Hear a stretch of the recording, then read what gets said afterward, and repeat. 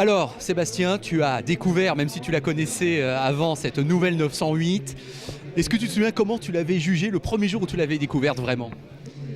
En fait, c'est une voiture qui est je dirais, sur le papier et en visuel comme ça relativement proche de la 908, même si on a perdu beaucoup de chevaux, que l'aéro a été beaucoup retravaillé. Mais en réalité, quand on monte dedans, à part l'habitacle qui est très proche, il n'y a vraiment plus grand chose en commun. Le fait qu'on ait en gros 4 pneus arrière sur la voiture change énormément le feeling dans l'auto. On a une voiture qui est beaucoup plus centrée avant, qui est un petit peu plus pointue à conduire et beaucoup plus radicale, beaucoup moins esprit endurance. Donc, on suit la lignée, je dirais, actuelle, c'est-à-dire qu'on est de plus en plus dans un sprint de 24 heures que dans de l'endurance comme on la connaissait il y a quelques années. Et donc voilà, ce sera une voiture qui demandera d'être très concentrée pendant 24 heures. Ce ne sera pas facile, mais c'est une voiture qui est faite pour gagner, tout simplement. Tiens, petite question en passant, la dorsale, cette fameuse dorsale qui la caractérise, ça se sent, ça change beaucoup de choses? C'est réglementaire, tout simplement. C'est pour essayer de faire en sorte que les voitures ne s'envolent plus comme on a pu le voir avec Marc en 2008. Donc voilà, maintenant, est-ce que ça suffira? J'en sais rien, on verra. Et en pilotage, tu sens une différence avec cette dorsale? C'est pas quelque chose qu'on sent, on peut le sentir vraiment si on a un gros vent latéral comme dans le Mistral au Castolet, mais sinon c'est pas quelque chose de très sensible. Tu fais beaucoup de séances d'essai et y en a-t-il d'autres, beaucoup, nombreuses qui sont prévues?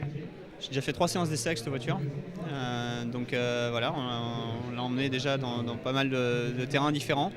Elle se comporte plutôt bien. Il y a un gros travail de pneus qui a été engagé, puisque forcément le fait de passer des pneus arrière devant, il a fallu redévelopper des pneus avant. Et puis Michelin sait quand même bien faire, donc même si c'est un peu nouveau, je dirais qu'il y a quand même beaucoup de données connues. Et le gros du travail maintenant c'est de la fiabilisation tout simplement. Alors cette année, Peugeot joue le championnat ILMC.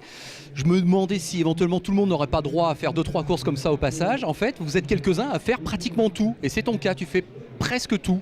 Est-ce que c'est pour toi quelque chose de très positif?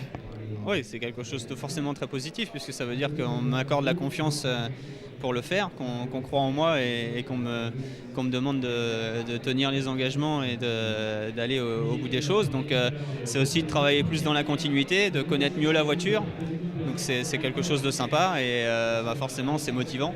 Donc maintenant on va voir comment ça va se passer, mais c'est vrai que ça va être un beau challenge et on va avoir plus l'impression d'être dans un vrai championnat que d'être un peu un pion, un électron libre qui va d'une course à une autre, d'un équipage à un autre.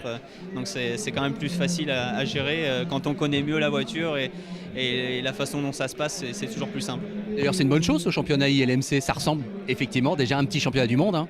Oui, c'est un petit championnat du monde. Ça n'a pas le nom parce que c'est pas labellisé FIA, mais c'est vrai que c'est quelque chose qui je l'espère, est appelé à prendre une vraie dimension internationale. On a en plus Le Mans en fait partie, donc c'était pour Peugeot et pour les constructeurs un point très important qu'il en fasse partie. Et maintenant, il n'y a plus qu'à, tout simplement.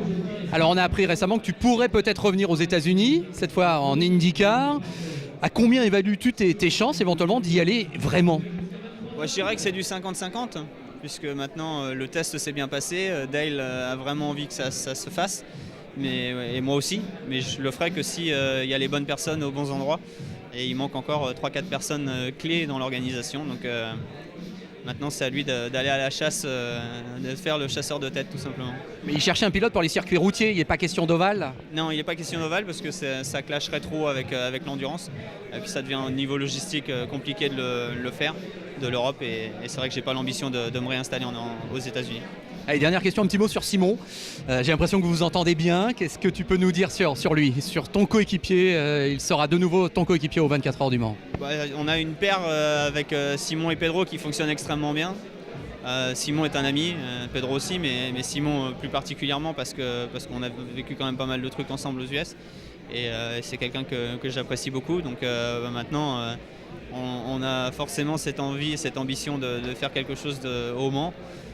On a gagné Spa l'année dernière et voilà, on aimerait bien peut-être pas gagner Spa cette année, mais si on en gagnait une des deux, ce serait plus Le Mans. Donc voilà, non, je crois que plus sérieusement, on a 3 équipes très homogènes qui se comprennent très bien, et la nôtre, notre paire est quand même très complémentaire.